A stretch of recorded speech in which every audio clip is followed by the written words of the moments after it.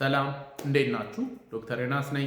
ዛሬ ይዤላችሁ የመጣው አንዳንድ ሰዎች ለምንድን ነው ኢትዮጵያ ውስጥ ስለሌሉ መድኃኒቶች ቪዲዮ የምትሰራው የሚል ኮሜንት ይልኩልኛል። ትንሽ ሀሳቤን ሼር ለማድረግ ነው። መጀመሪያ ግን አንድ በጣም ማደንቀው ሐኪም ታሪኩን ልንገራችሁ። ፖል ፋርመር ይባላል። ሐኪም ነው። ከዛ ደግሞ አንትሮፖሎጂስት ነው።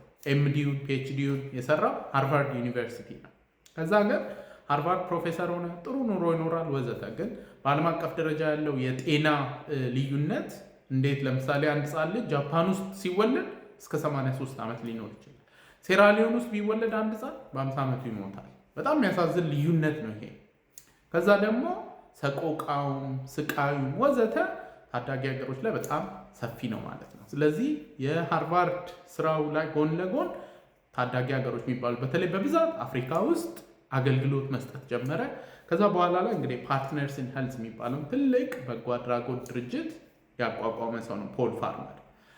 አፍሪካን እንግዲህ ሲረዳ ቆይቶ ከዛ በኋላ ሞቱም አፍሪካ ውስጥ ነው የነበረው። ቡታሮ የሚባል ቦታ ሩዋንዳ ውስጥ ህይወቱ አልፏል። ኤኒዌይ ነፍሱ በሰላም ትረፍ። ግን ኮንትሪቢዩት ያደረገው ለዓለም ጤና ለታዳጊ ሀገሮች በጣም ትልቅ ነው። ከፖል ፋርመር ሀሳቦች ውስጥ አንድ መወድለት ሀሳብ አለች፣ ፕራግማቲክ ሶሊዳሪቲ የምትባል። ይሄ ማለት ምን ማለት ነው? ታዳጊ ሀገሮች ላይ እንግዲህ የጤና ስርዓታችን በጣም የደከመ ነው።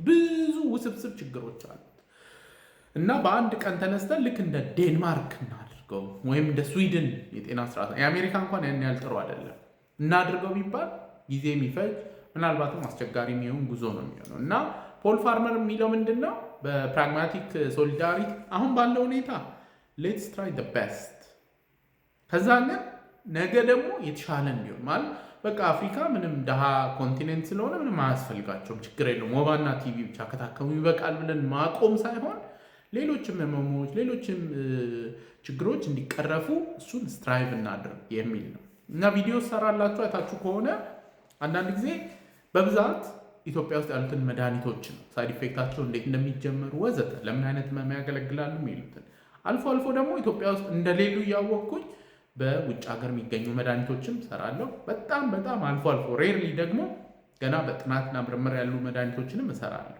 በዋናነት ዓላማዬ የአእምሮ ጤና ግንዛቤ እንዲስፋፋ ነው እና ልክ የፖል ፋርመርን ፕራግማቲክ ሶሊዳሪቲ ኮንሰፕት ስለገዛሁት በዛ አስተሳሰብ የተቃኘ ነው የምሰራው ስራ። ስለዚህ አሁን ላይ ያሉትን መድኃኒቶች በሀገራችን እሱም ቪዲዮ ሰራላችኋለሁ። ነገር ግን አሁንም አቅሙ ያላቸው ሰዎች አሉ ከውጭ ማስመጣት የምንችሉ። አሁንም ደግሞ በተለያዩ ውጭ ሀገራት የሚኖሩ አክሰሱ ያላቸው ሰዎች አሉ። እነሱንም ግምት ውስጥ በማስገባት ከዛ ደግሞ የሀገራችን ጤና የአእምሮ ጤና ሕክምና እንደሚሻሻል እርግጠኛ በመሆን ነው። ዛሬ ባይኖር መድኃኒቱ ነገ በእርግጠኝነት ይኖራል። ከዛ ደግሞ ጥናትና ምርምር ላይ ያሉትን ተግባራዊ መሆናቸው ስለማይቀር እሱን አስፓየር ስለማደርግ ነው። አሁን ባለው ምንችለው እናደርጋለን የአእምሮ ጤና እንዲስፋፋ። እናንተም ደግሞ ኮፒ ሊንክ በማድረግ ሪፖስት በማድረግ ሼር በማድረግ ታግዙኛላችሁ። ነገ የተሻለ የአእምሮ ህክምና በሀገራችን ይኖራል።